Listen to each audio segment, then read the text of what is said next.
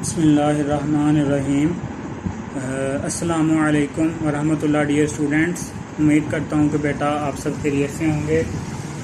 Welcome to the Lahore Galligan junior and upper school and welcome to general science class. बेटा general science chapter number 3 biochemistry and the biotechnology, ये हमने last time शुरू किया था। और बेटा पेज नंबर है आपके पास 31।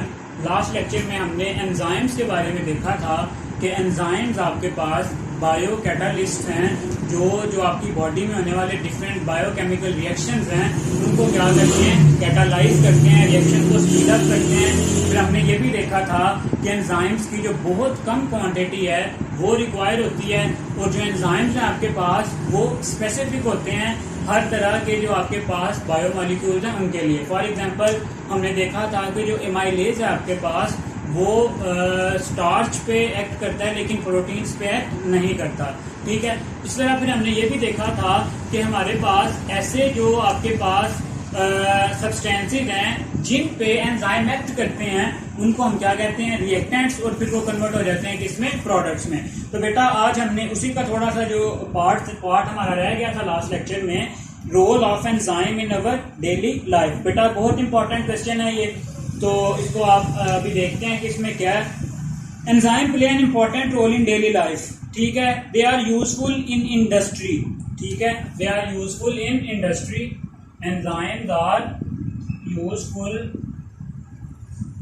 कहाँ पे, इन इंडस्ट्री।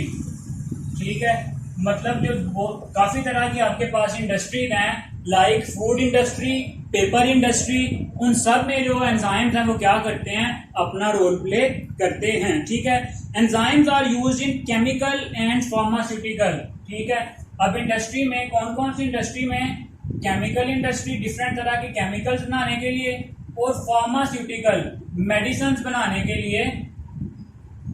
फार्मास्यूटिकल इंडस्ट्रीज में भी बेटा जो है आपके पास एंजाइम है वो क्या हो रहे हैं, यूज हो रहे हैं।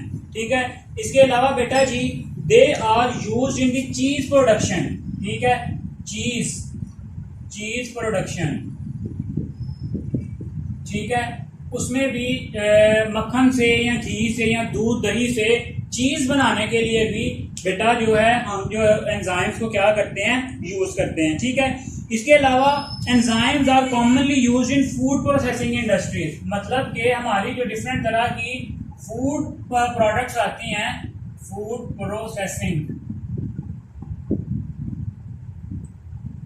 Processing industry. अब बेटा जो आपके पास ये डिफरेंट तरह के जो आपके पास बनते हैं, आपके ब्रेड बनता है, बंस बनते हैं, बेटा ये सारे के सारे एंजाइम्स की मदद से बनते हैं। तो आपकी जो फूड प्रोसेसिंग इंडस्ट्री है उसमें भी जो एंजाइम्स हैं वो क्या करते हैं, बहुत इंपॉर्टेंट रोल प्ले करते हैं। इसी तरह से the enzyme papain is obtained by the papaya and is used as a meat tenderiser. ठीक है, एक हमारे पास बेटा एंजाइम है, कौन सा एंजाइम, पेपेन। पेपेन कहां से हासिल होता है, by the is obtain from the papaya, is obtain from the papaya. और किसके लिए ये यूज होता है आपके पास, and is commonly used as meat tenderiser. Meat tenderiser. ठीक है, मीट को टेंडराइज करने के लिए मीट टेंडराइजर के तौर पे बेटा जी ये यूज होता है। शॉर्ट क्वेश्चन में आ सकता है, what is पेपेन, give its function. Clear हो गया। तो बेटा ये थे हमारे पास एंजाइम्स और उनके कुछ फंक्शंस। ठीक है, अब नेक्स्ट जो हमारे पास टॉपिक है वो है बेटा जी ब्लड एंड इट्स फंक्शन। ठीक है, ये एंजाइम का टॉपिक यहाँ पे खत्म। नेक्स्ट आपके पास जो टॉपिक आ रहा है वो आ रहा है ब्लड एंड इट्स फंक्शन। ठीक है, यहाँ पे बेटा देखते हैं ब्लड क्या है एंड इट्स फंक्शन, और ये किस किस तरह से और कौन कौन से फंक्शन जो हैं वो परफॉर्म करता है। ठीक है, चलिए पहले देखते हैं। Blood is the most important fluid of the human body. ठीक है, आपको पता है कि बॉडी में वाटर भी है, लेकिन जो ब्लड है, blood is the most important, blood is the most important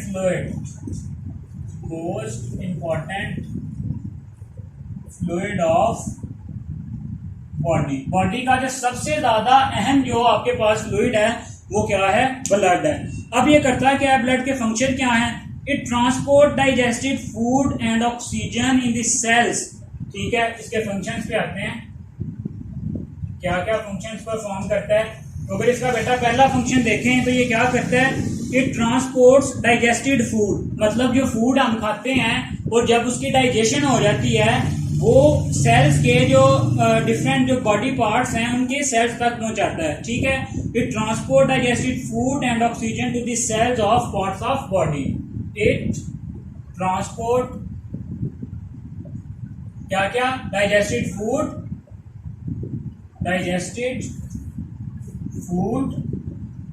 and oxygen to the cells of body parts. मतलब जो आपके पास डिफरेंट बॉडी पार्ट्स हैं उन सब में आपको पता है क्या होता है? ब्लड फ्लो होता है, और वो जो ब्लड है वही जो आपके पास है डाइजेस्टेड फूड और जो ऑक्सीजन है उसको बॉडी के डिफरेंट पार्ट्स तक पहुंचाता है। ठीक है, अब इसके अलावा और क्या काम करता है ये? It brings back the useless product of metabolism. It brings back मतलब वापस लाता है, it brings back the waste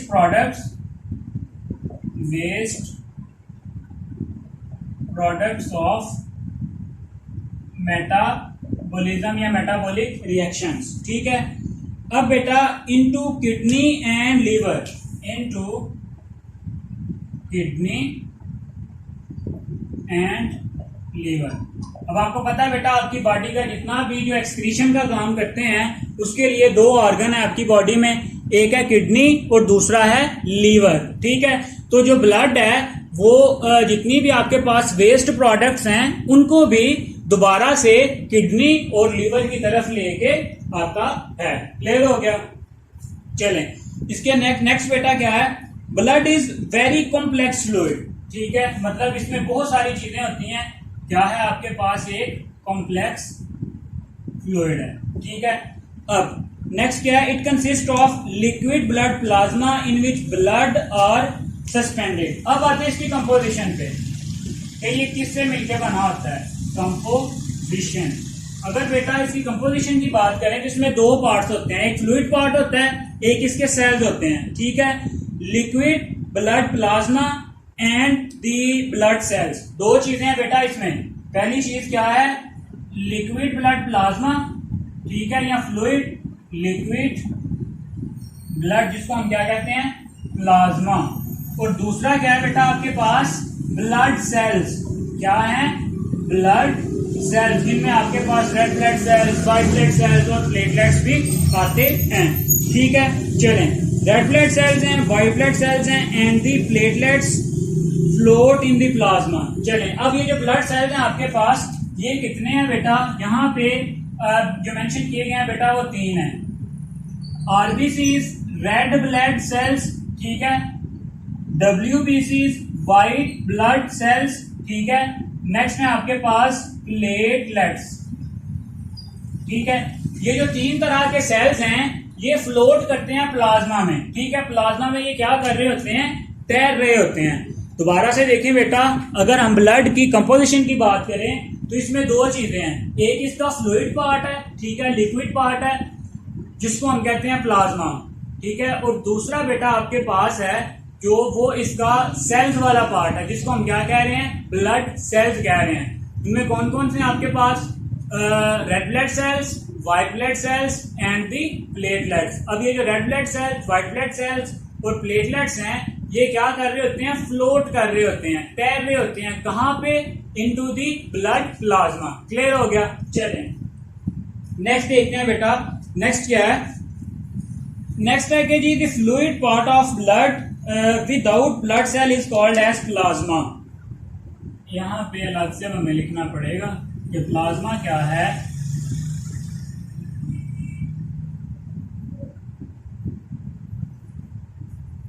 देखते हैं बेटा plasma,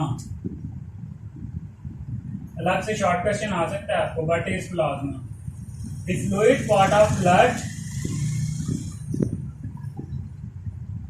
the fluid part of blood without blood cells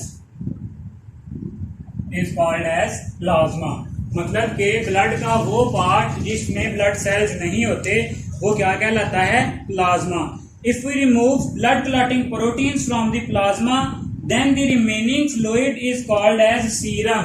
next जो डेफिनेशन है बेटा वो है आपके पास सीरम की। अब इसी अगर प्लाज्मा में से हम जो क्लॉटिंग प्रोटीन है, ऐसी प्रोटीन जो खून को जमाती हैं, if we remove blood clotting proteins from plasma, if we remove blood clotting proteins from plasma, then the remaining fluid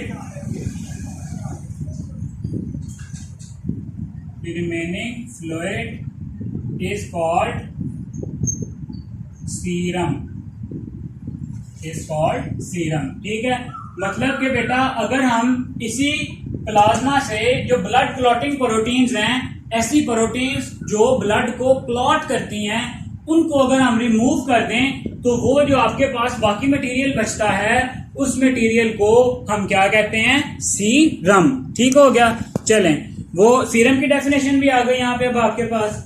next क्या है?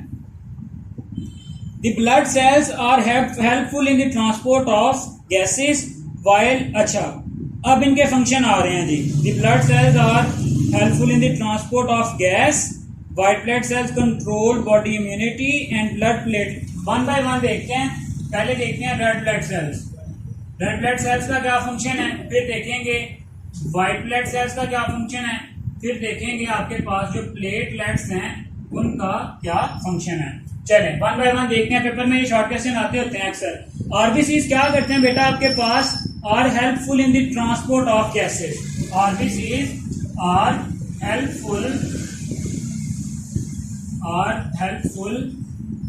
इन द ट्रांसपोर्ट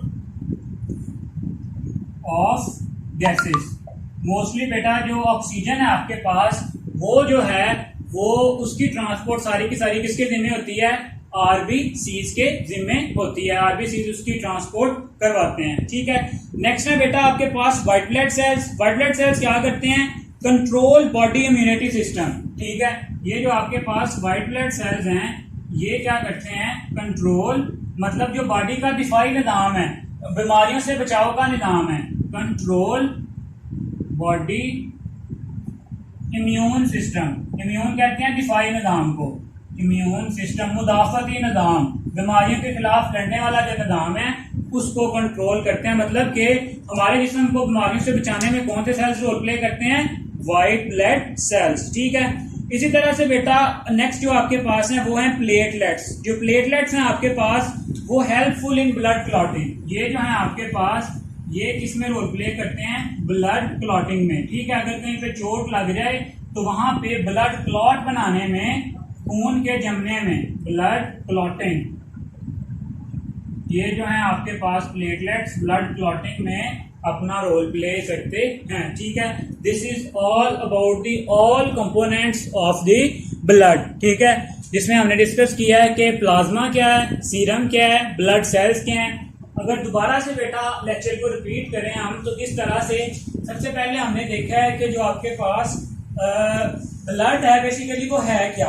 वो एक फ्लूइड है, बॉडी का मोस्ट इंपॉर्टेंट फ्लूइड है। ठीक है, जो डिफरेंट तरह के फंक्शंस परफॉर्म करता है। उसमें हमने देखा है कि सबसे जो इसका मेन फंक्शन है वो ये है कि जितनी भी आपके पास डाइजेस्टेड फूड है या जो आपके पास ऑक्सीजन है वो सारी की सारी की ट्रांसपोर्ट जो है वो किसके जिम्मे है? ब्लड के जिम्मे है। ठीक है, बॉडी के जितने भी पार्ट्स हैं उनको जो डिफरेंट न्यूट्रिएंट्स पहुंचाना वो भी कौन काम करता है? ब्लड करता है।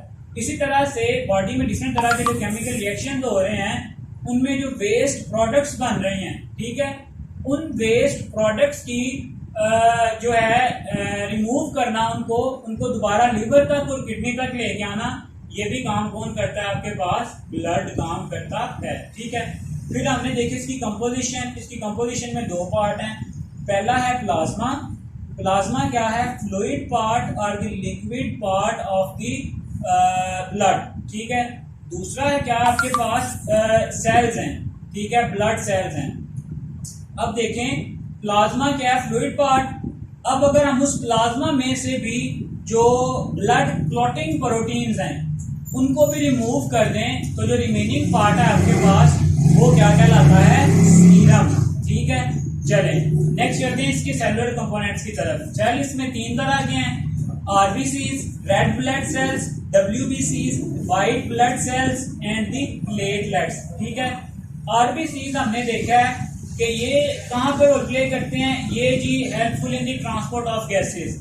मतलब कि आपके जो लंग्स से ऑक्सीजन को लेके पूरी बॉडी को जो पहुंचाने का काम करता है ब्लड, उसमें सबसे इंपॉर्टेंट रोल कौन प्ले करता है, आरबीसीज। क्यों, क्योंकि बेटा ये ऑक्सीजन की ट्रांसपोर्ट के लिए इंपॉर्टेंट है। क्यों, क्योंकि इनमें क्या होती है, हीमोग्लोबिन, जो कि ऑक्सीजन कैरिंग प्रोटीन है। ठीक है, दूसरी तरफ है आपके पास डब्ल्यूबीसीज। डब्ल्यूबीसीज आपके पास व्हाइट ब्लड सेल्स हैं जो बॉडी के इम्यून सिस्टम को कंट्रोल करते हैं। इसी तरह से जो आपके पास थर्ड वन है वो है प्लेटलेट्स। ठीक है, ये जो प्लेटलेट्स हैं ये क्या करेंगे आपके पास, ये जो ब्लड क्लॉटिंग है उसमें ये अपना रोल प्ले करते हैं। ठीक है, अगर ब्लड में प्लेटलेट्स कम हो जाएं तो जो ब्लड है वो प्रॉपरली क्लॉट नहीं कर सकेगा। अगर ज्यादा हो जाएं तो क्या होगा, जो आपके ब्लड है वो आपकी बॉडी में ही उसकी क्लॉटिंग शुरू हो जाएगी, जिसके नतीजे में आपको डिफरेंट जो